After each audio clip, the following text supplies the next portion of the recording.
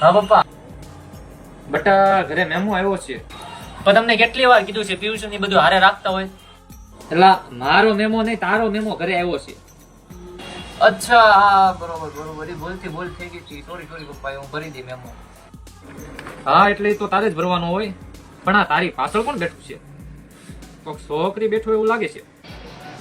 કોણ છોકરી પપ્પા? હે યો બાપુ બીજું હશે, હું નહીં. હે તું જ છો? ઈ તો આમાં ચોખ્ખું દેખાય છે. કીધું જરીક બેટા, કોણ છે ઈ છોકરી જે તને લપાઈને બેઠી છે? યો બાપુ બીજું હશે, હું નહીં હોય. મારો ભાઈબંધ બાઈક લઈ ગયો તો ને, ઈ હશે. કઈ નહીં, ઘરે આવી બેટા, પછી બેહીને વાત કરી. હો ચાલ.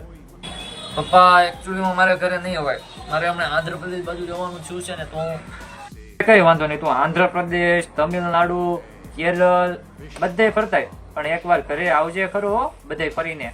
પણ પપ્પા હું મેમો ભરી જ દેવાનો છું.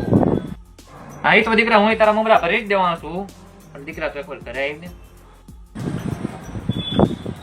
બેબી મને તારા ઘરે રહેવા દે. તારામાં શરમ નામ જેવી વસ્તુ છે? શરમ વગર ના આવે ફોન ન કરતો મને કોઈ દી.